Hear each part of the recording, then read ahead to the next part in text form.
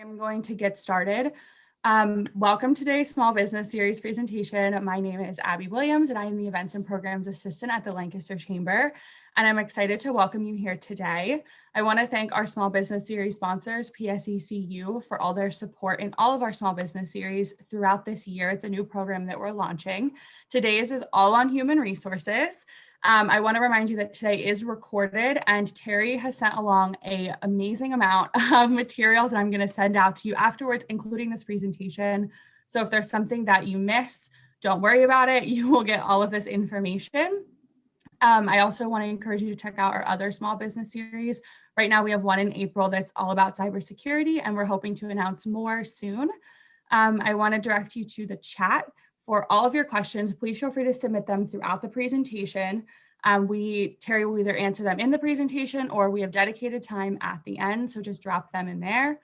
I also want to thank SCORE. SCORE is partnering with us on this. They brought us our amazing presenter today, so I want to thank them for their support. And Terri, I am going to turn it over to you to begin. Fabulous. Thank you so much. Welcome, everybody. I'm so glad to be here, not really see you. I'm sorry we're not in person. I really like to interact and have some interaction, but I'm really pleased to be here with you and talk about my passion, which is human resources. As you're looking at me, it's kind of funny. When I said I would do this, I was in a nice professional office that was built on the back of my home. And in the last 6 weeks, I have sold my home, moved, and I'm in a temporary location, which I'm very grateful for, but it is my son's basement. So it looks a little different. You might see cats come running through, and I apologize for that.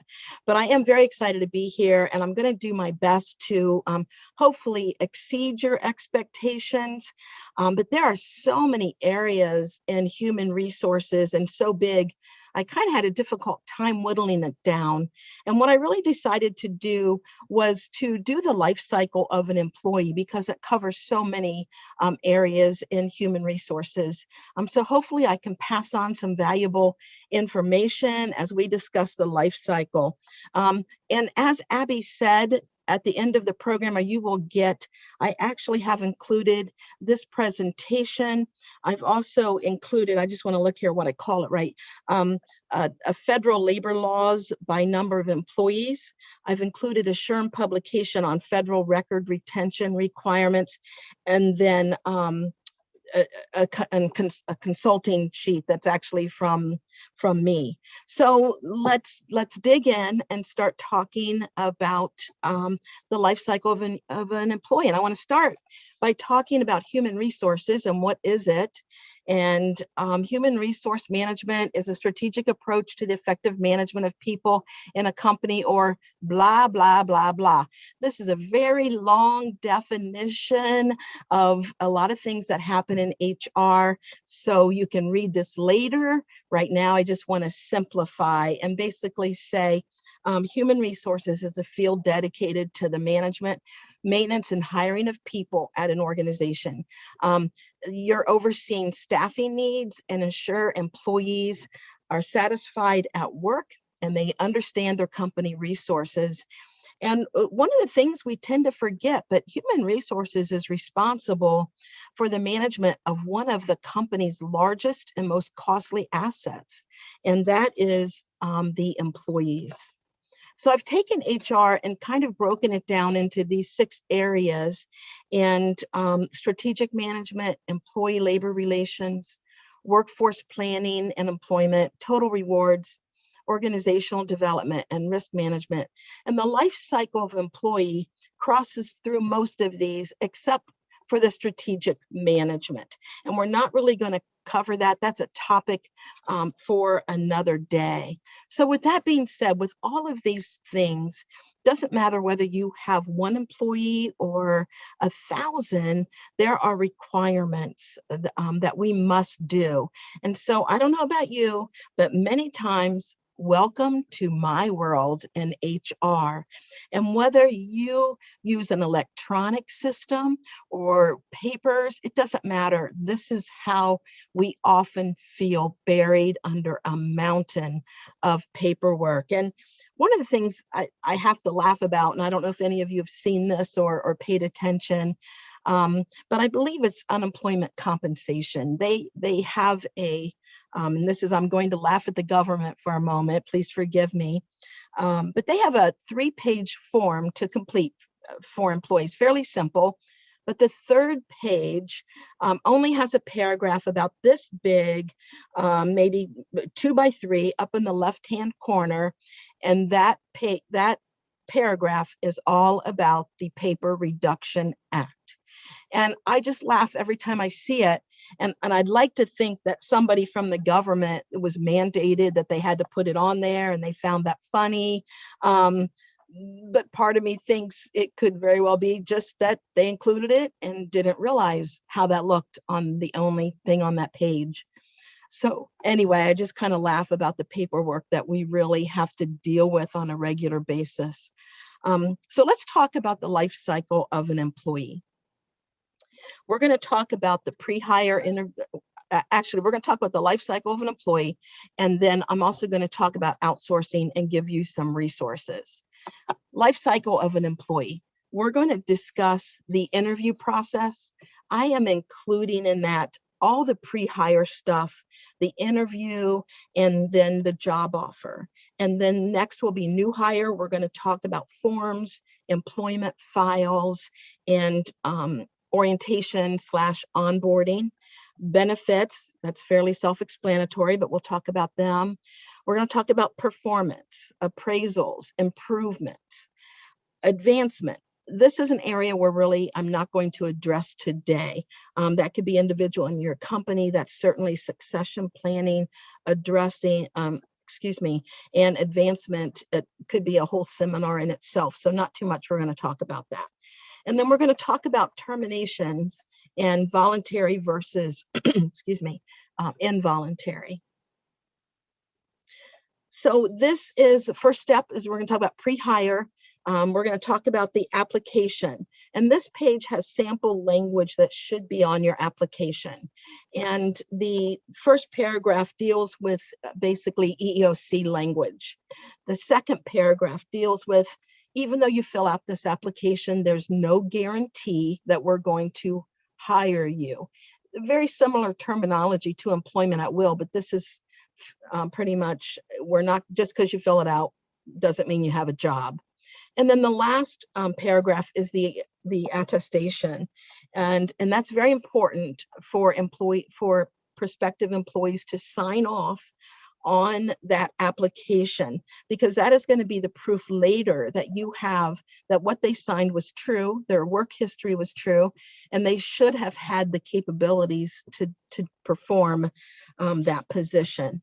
And some of the forms that I'm talking about, you can purchase online. You can look online for free forms. You can purchase through Staples or OfficeMax applications. However, the ones that I've seen there have the Social Security number on them, and that's not a best practice. So a really good company is HR Direct. A lot of us knew them as G. Neal, and they are now called HR Direct, and they have online applications that you can purchase. They have forms, they have employee files, anything really in the life of an employee safety that you could actually purchase through them. Once again, on your application, you want to best practice, exclude the Social Security number and exclude the wage and salary history information, which used to be fairly typical. You want to make sure the the entire application is completed. I don't know about you, but it is a pet peeve of mine to get an application and written across it says, see resume, because the resume does not have everything that's on the application. The resume does not include usually why they left an employer. It does not include their their boss's name and who to contact. So I'd really appreciate it, and it's a best practice that they complete the entire application. And then once again, it's very important for that application to be signed.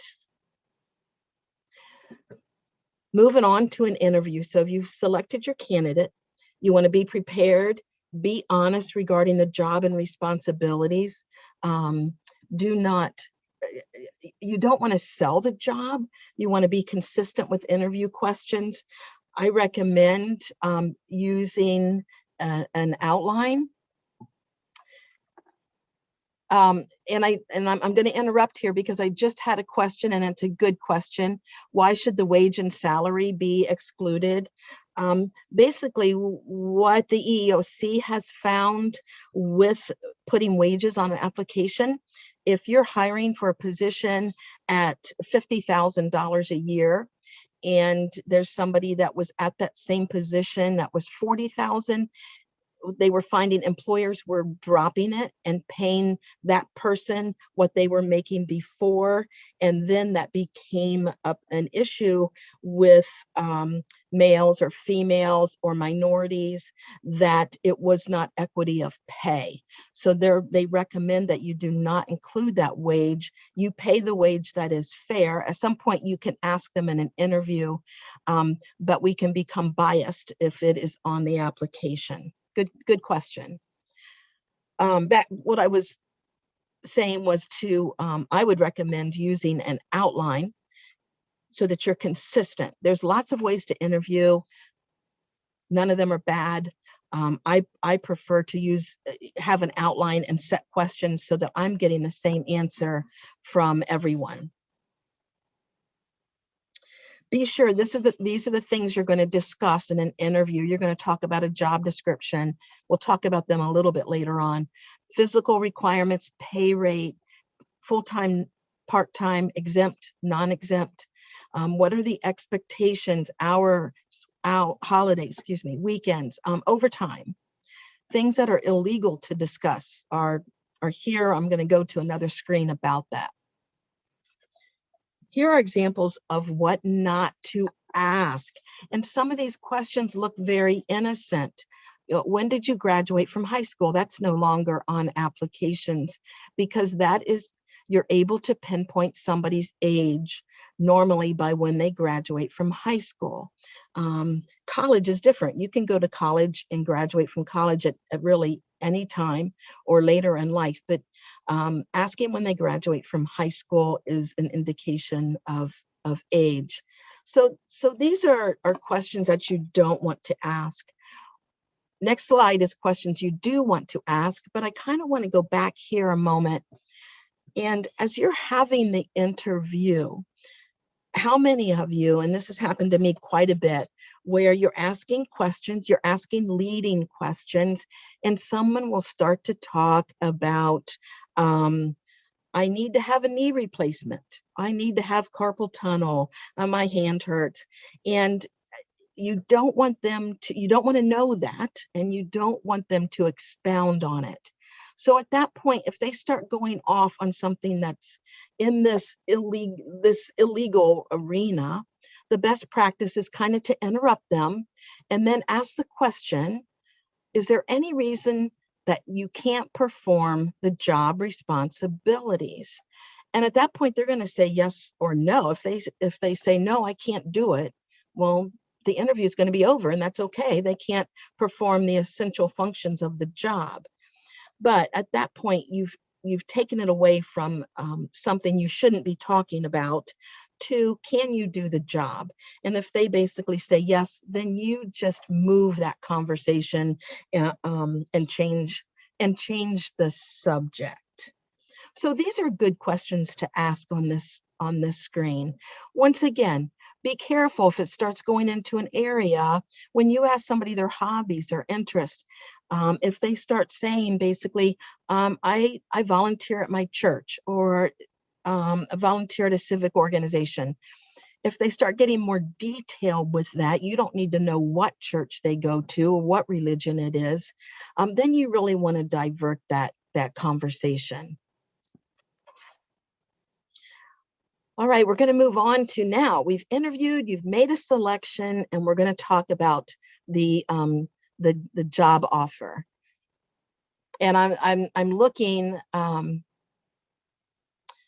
Okay, good. Somebody's asking about pre-employment background checks, and we're going to talk about that right here. So you're at this point, you're ready to make an offer, and you make the offer, but it can be contingent upon background checks, drug testing. Drug testing is very common that they would need to pass a drug test. Background checks need to be job specific. It needs to be relevant to the position. You can't just do a financial background check for someone that's going to be on your manufacturing line. A CFO, then that would be an appropriate bona fide reason to do a background check. So it needs to be relevant to the position. If it is contingent, then you wait for that clearance to come back, and you want to contact that employee as soon as you know. So you certainly, one of the questions was outsourcing that. I believe most people will, if it's not drug testing, you can set up drug testing through occupational medicine facilities in Lancaster County or in your county. But background checks usually are done by an outside agency, and there's just a gamut of prices and cost for that. So that is definitely something that is worth outsourcing. So your offer letter or phone call, it really depends on the level of position, but even if you make a phone call and offer someone a job, I like to follow that up with an email. Just putting it in writing makes it easier to see, but it should include a welcome, a job title. Who does that position report to? What are their pay? What are the hours? What date are they starting? And what benefits? And you want to include an employment at will statement, which should read like this statement here on this form. That would be important for them to know. And in fact, employment at will, all states in the United States except for Montana are employment at will states. And all that means is that basically you can terminate employment at any time with or without cause, and the employee can leave at any time with or without cause.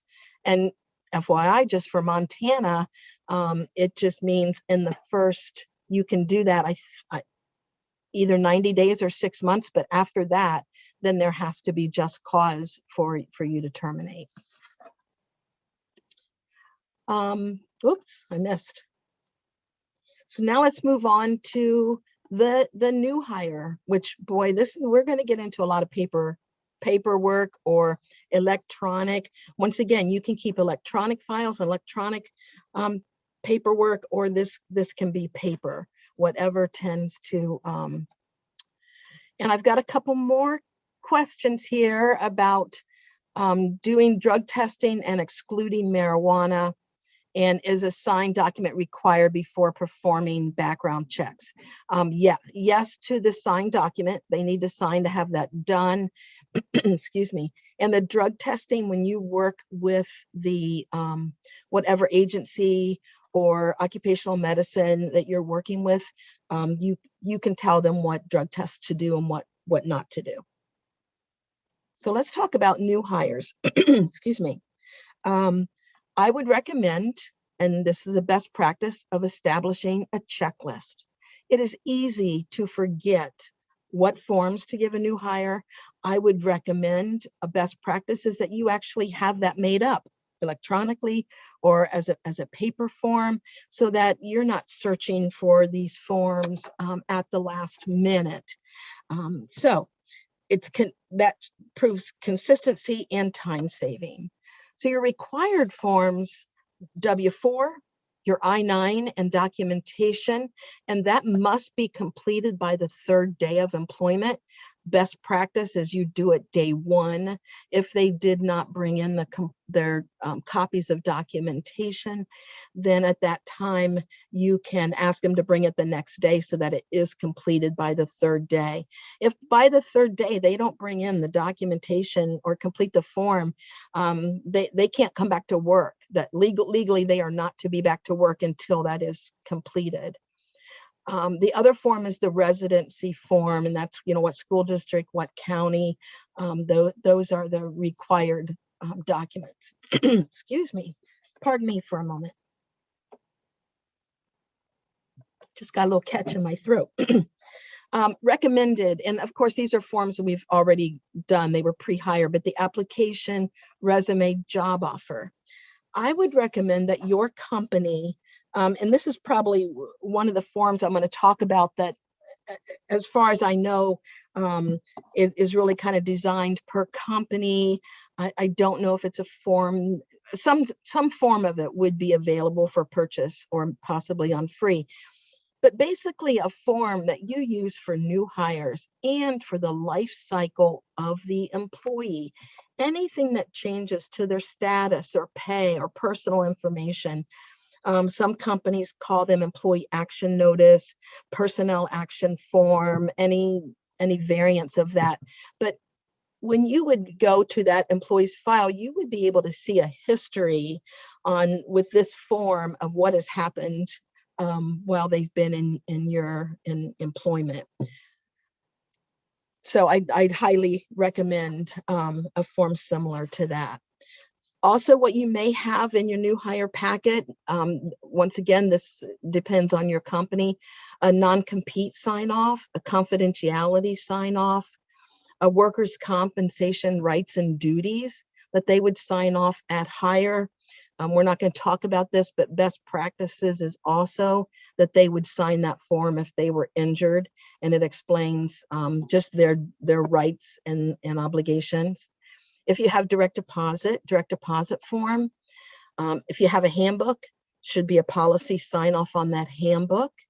If you hire employees 17 and under, I would recommend a child labor law sign off for that employee.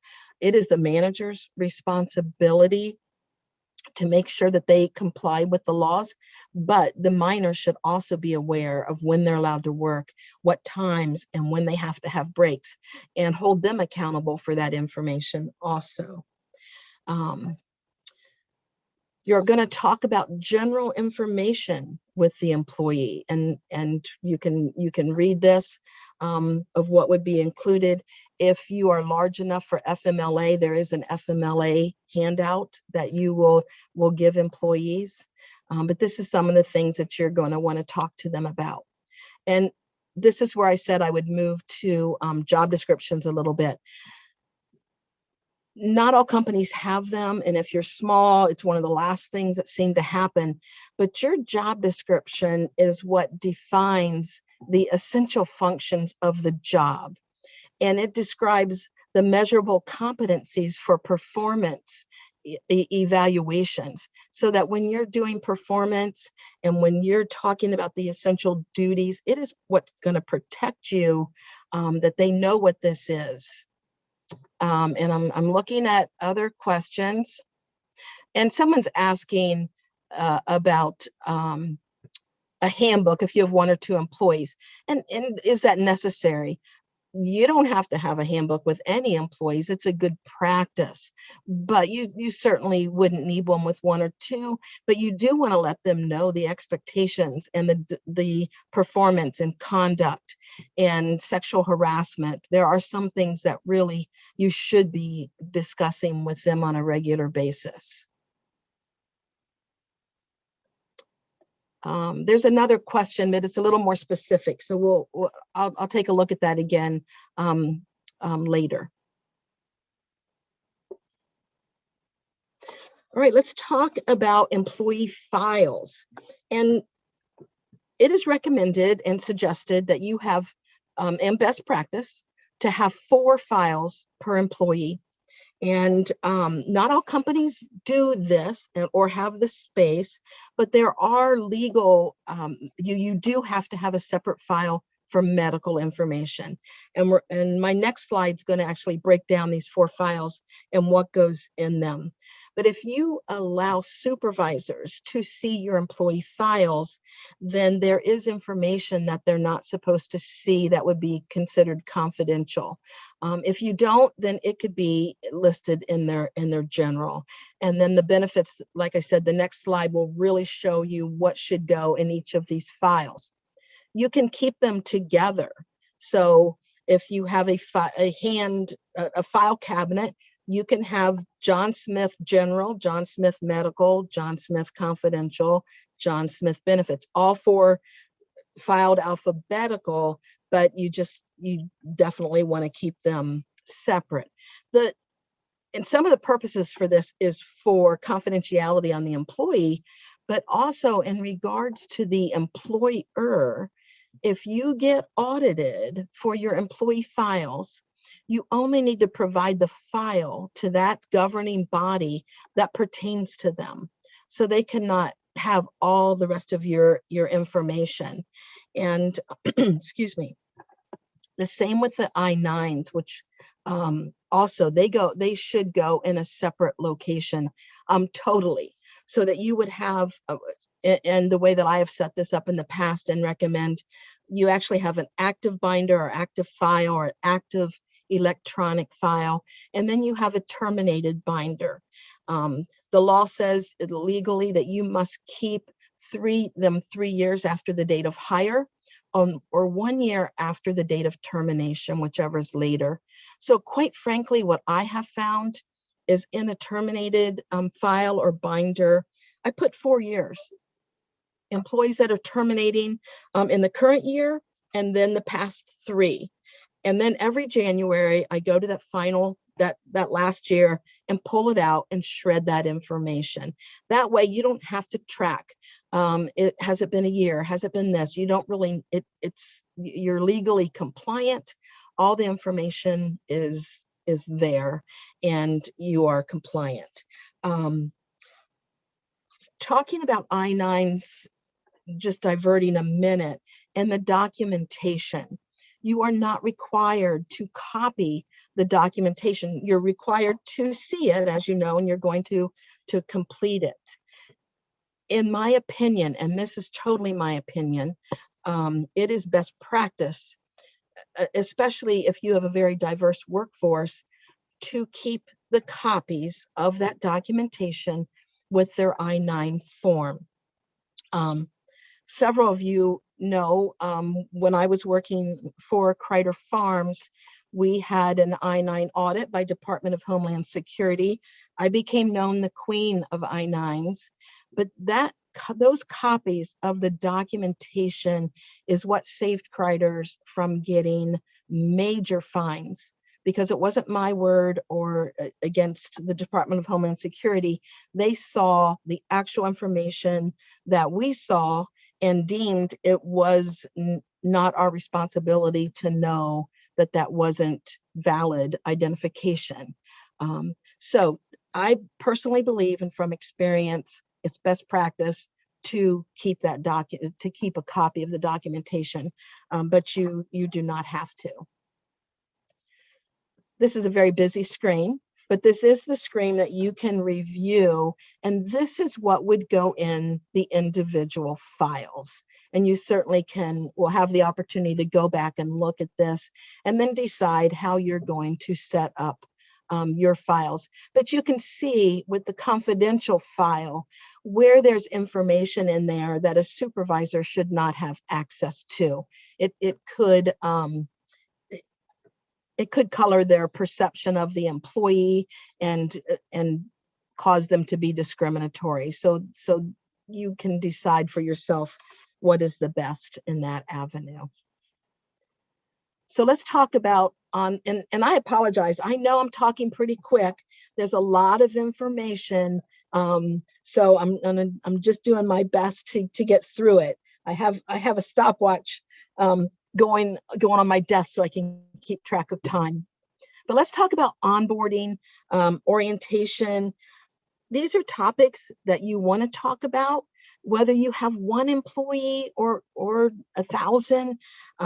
sometimes it's hard for us to remember what we didn't used to know. And so it's a good idea to have a list, to have things that you're going to discuss and be prepared. Remember, a new hire is anxious to get started.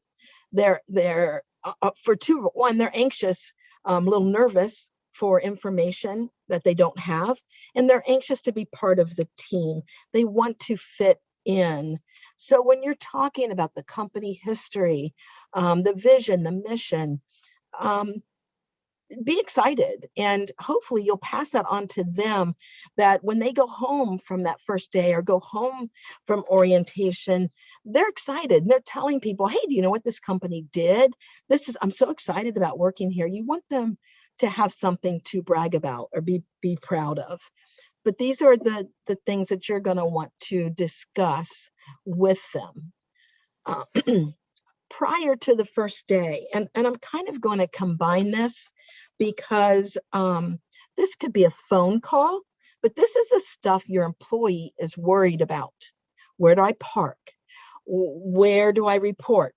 What do I wear? What don't I wear? What's going to happen? Where do I have lunch? Where do I go to the bathroom? This is stuff they're worried about. That's practical. They want to know this. So this is stuff that they want to know before they show up for that first day. Maybe you assign a buddy to talk about these things, or tell them ahead of time. The next first day is new hire paperwork.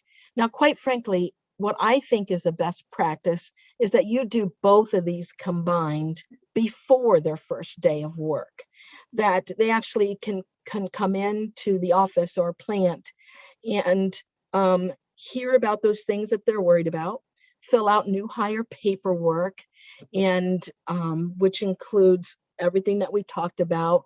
They're going to get pay information. If there's a handbook, they're going to get the handbook and sign off.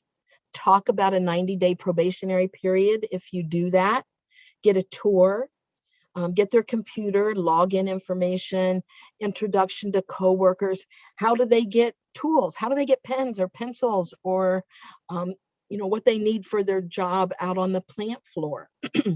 Talk about safety rules. So I think it's a best practice to actually do this, if possible, ahead of their first day, so that they're coming in feeling kind of empowered, feeling like they know what they're doing, and then they can really work on the job aspect and the training at that point. I'm looking at, sorry, when I pause, I'm looking at another question. Do files need to be physical, or can I keep them digital? That's yes. As I've been talking, I refer to a file. It can either be a hard file or it can be an electronic copy. Whatever is working works best for you is fine. Excuse me. All right. Well, now the employee's been there. Most likely they're still in that first 90 days, and they become eligible for benefits. And I have listed on this page just a variety of benefits. And I kind of laugh at myself down here at the remote work, how times have changed in the last year. What used to be something that was kind of few and far between has become the norm. And I think companies are really going to be looking at just a hybrid of that in the future, and what that looks like to remotely work. These are the most common. Your company may have other ones that you want to add. If you're in retail, you may very well have discounts that you allow employees. So this is going to look different, but these are the bigger ones. I actually work with a company that gives sabbaticals. If you see on the bottom of the left-hand side, every 6 years, just like in professors or education, and this is not that model, they pay their employees for 6 months to take a sabbatical. They encourage them to travel. I got to say, that's the first time that I had seen that outside of the college and education arena.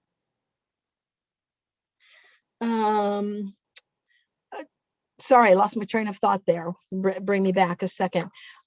As far as enrollment, excuse me, enrollment and benefits, you could have them fill out paperwork at the beginning at new hire, even if there's a waiting period, or you can wait till that waiting period is getting close and have them fill it out. The downside to doing it ahead of time is they may not last the entire, and I'm sure that doesn't happen to any of you employers. They don't last up until the waiting period, usually within the 90 days. And so you have taken that time and filled out that paperwork unnecessarily. However, and especially in small companies, it's easy to forget and then forget to enroll somebody and miss a deadline. So either practice is, there's not one better than the other. It's really best of what suits you. Right, we're going to talk now about performance. And we're going to start with talking about performance appraisals, or, you know, here we are, we're on our way. The mountains of paperwork are done. The employee's working. Most likely they're trained. They're feeling comfortable. And let me back up. Speaking of training, we're not going to spend a lot of time on training. Once again, that's enough for a whole 45 minutes. So I'm not going to spend there, but training should be ongoing and continual throughout the life of an employee in many different areas. Performance appraisals. It allows the organization to measure, document, and improve. And it shows and talks about employees who should be promoted or demoted. It gives formal recognition, provides standards for salary increases, and it protects employers from false or wrongful claims. What is it? Whether you call it a performance review, an appraisal, or coaching, call it whatever you want, but the best practice is to do something. Employees will tell you they don't like it, but they also don't like it if they're not given feedback. So best practice is to do something. When I would recommend, and best practice, after 90 days. If you have that probationary period, there should be a conversation with that employee after 90 days of how they're doing. Do they need to improve? Are they where you expected them to be? And then are you going to do them at 6 months or annual or at a higher date? It is common practice, and I would recommend this, that you have 2 different forms, one being for exempt employees, which it's going to be more goal oriented, and one for non-exempt, which it will then be more task oriented. And that would be a definite best practice. But you're going to cover all relevant performance criteria, and it should be understandable to both the evaluator and the employee. One of the things I like to encourage is a performance review or coaching or appraisal should never be a surprise. Your managers or supervisors should be talking to employees as they go, that they're not surprised if they get an excellent appraisal, and they're not surprised if they get one that needs improvement or has some criticisms. This is something that should be being discussed as they go.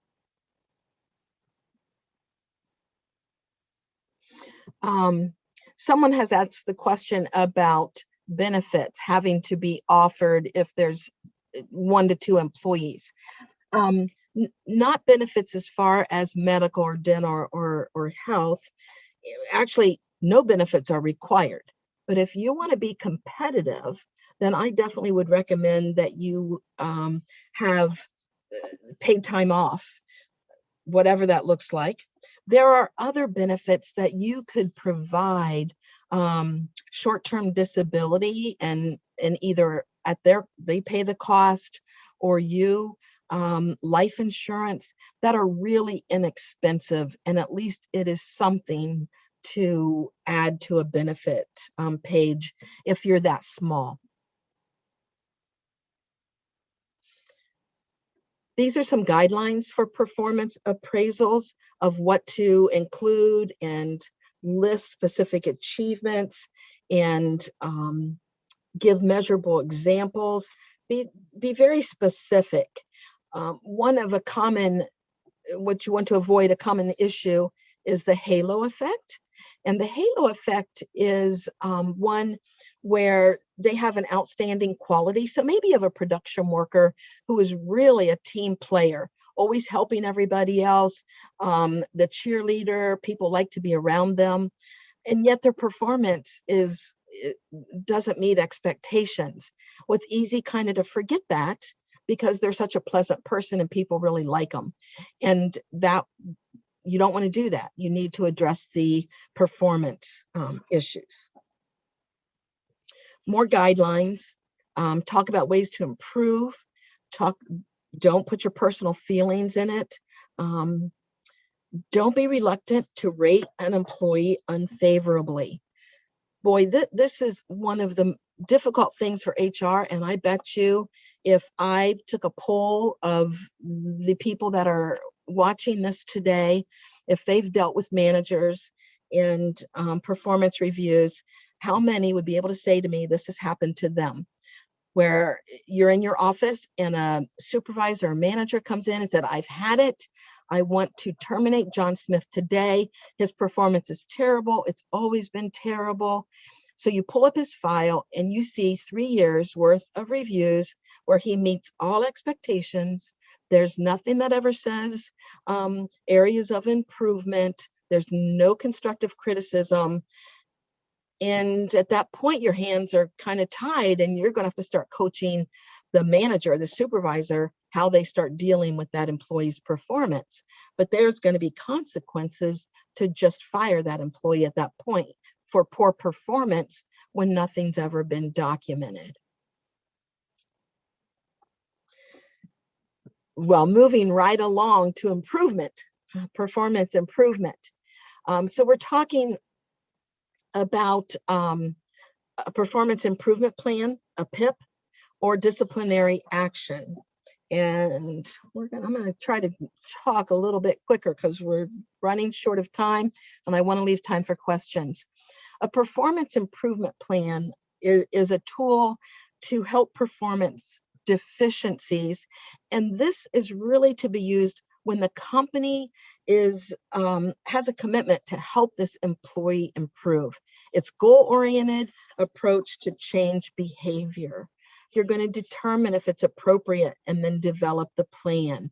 And I'm going to talk more specifically about that. Here are reasons for a performance improvement plan. Quality issues, conduct, behavior, attendance, productivity, efficiencies, teamwork. These are specific areas of improvement.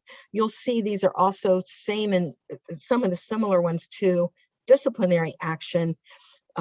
But when you do a PIP, it's going to be more goal-oriented. You're going to talk about specific areas of improvement. And I want to give you an example. And some verbiage, I actually did a PIP for a manager. And the language that the PIP was for, basically a lack of confidentiality, and 2, negativity and insensitivity towards employees. Use the handbook and the job description, quoting them on what the expectations were and what the expectations were in their job. The expectations and the goals was this particular employee had a lot of things going on in their personal life and was bringing it to work. So they needed to get in contact with the EAP. I just lost my train of thought. I'm so sorry. Okay, let's come back. But the PIP for them was to contact the EAP company within 2 weeks. We provided training, 2 classes. One was a leadership, team building, and coaching skills class. It was outside sourcing, and an emotional intelligence class. She signed up for both of those classes. and also gave them the opportunity to come up with other training suggestions and that they would like to participate in, and then encouraged her to do that. She immediately had to end discussions with employees or outsiders on confidential matters, and then exhibit more positive attitude. And then the time, you want to have a time frame. In this case, it was immediate change for the attitude and immediate for the not discussing confidentiality. The EAP was 2 to 4 weeks. The training was 2 weeks to 4 months. And then the consequences were very clear. If the immediate things didn't happen, then she was going to be terminated, but the ongoing coaching if necessary. And the perfect scenario, and this person actually was the perfect scenario. They wanted to improve. They had no idea and were aware of how their person was coming across to others. And not only did she improve and do everything that was asked, but went a step further and found a mentor to walk with her and to help not repeat the same behavior. That's exactly what you hope to do. Disciplinary action shouldn't be a surprise. Usually it is kind of due to a one-time action. And I'm going to give an example of a safety violation. Let's talk about that. So in your plant, not allowed to wear open-toed shoes. So your first warning is a verbal warning. It can literally be verbal, or it can be a verbal written warning. It just says verbal. And you're going to tell the employee, you've been wearing open-toed shoes. You can't do that. It's a safety violation. Next time you do it, I'm going to write you up. And the next time it happens, then, and I would recommend, if it's truly a verbal warning, you document somewhere what date you had that conversation. The second time, you write them up, check the box, safety violation, open-toed shoes, consequences. Happens again, you're going to get a second warning. Usually it's 3 strikes and you're out. If this was a case of the shoes, the third warning I would terminate, not really a suspension. You can do a suspension on the first warning. In the cases of fighting or stealing, it's possible that you just say you're going to go home without pay for 3 days. We're going to discuss this and then decide whether you terminate or allow them a second chance. There is definitely cause for immediate termination. Terminations. Involuntary. You need to know when it's legal and not legal to fire an employee. I would always say it's best practice, if it's questionable, to consult legal counsel. It is important for you to tell your supervisors or managers it is not better to ask for forgiveness rather than permission. That's when you end up in court. So teach them, train them how to terminate someone. Although, quite frankly, a best practice is that HR, or if you're small, an owner or president is involved in the termination. If it's a voluntary termination, a best practice is an exit interview. Talk to them. Why are they leaving? What's happening? Is there something that you should be doing or doing better? Provide them as much information as possible. If you are laying off employees, give them unemployment comp information. Tell them what their salary or PTO money is going to be owed to them. Explain to them how they're going to get insurance or COBRA information. And then, of course, get your company property. Also, just as an aside, if you lay off over 100 employees, you are required to adhere to the WARN Act, WARN. You can look that up, and then there's basically some rules as to what you need to do. And somebody just made a point about high-risk terminations, about needing legal assistance, and that's definitely true. No question. If you've got if you have one that is questionable, it is definitely worth consulting the legal counsel. All right, very quickly, outsourcing. And there are so many ways in the HR arena of outsourcing: recruitment, benefits, records, technology, legal, payroll. My best practice and recommendation is to discuss take a look at the efficiency, the cost, who knows the most, who's going to be able to perform this, and put together a detailed proposal. That detailed proposal should include the cost efficiency for you to do it yourself in-house versus the cost of outsourcing. Your president or CEO wants to know more, then it will save us time. That's not going to be enough. So if you believe that's the best practice, then definitely get your ducks in a row and get your finances in a row and present that information. These next slides, I'm just going to go over I'm going to skip over them because they are part of the information that is available to you afterwards. A whole bunch of resources and websites, legal and department of our government's departments, and then some information. These are the other resources that I have provided for you. The federal labor laws by the number of employees. So if you have 1 to 14 employees, there are laws you have to adhere to, and then so forth. There is a publication by SHRM on federal record retention requirements. And then I've also included my consulting. This is what I do for a living. I did not want this presentation to be a commercial for me, but if any of you call me or want to talk about consulting services, I would be honored to talk to you.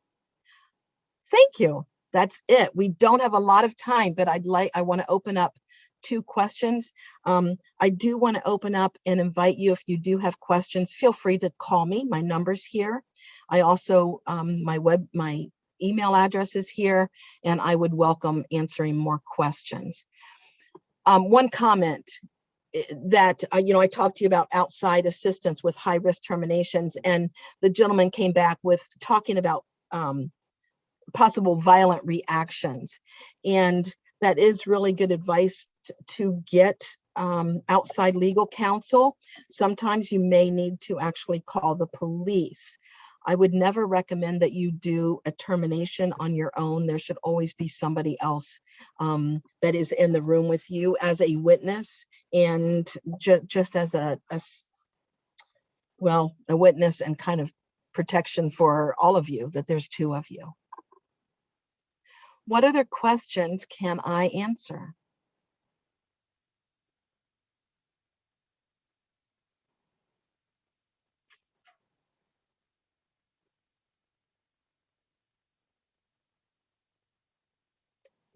I'm not seeing any more questions. Let me look here. Sorry. So really, I don't have any suggestions for questions. I think we can end 4 minutes early. Abby, thank you. Am I just closing? Thank you so much. And really, thank you, everybody. Terri. Thank you, Terri, and thank you everyone for your questions. Like I said at the beginning, I'm going to send you out the presentation. So Terri's contact information will be on that last slide. So if you think of any questions while you're rewatching or going through any of the materials, please feel free to contact her. If you lose that contact information, you can contact us and we'll put you in touch. But thank you again, Terri, for your amazing presentation today. And thank you everyone for your questions all throughout. We're going to give you 3 minutes back to your day, and have a great day, everyone.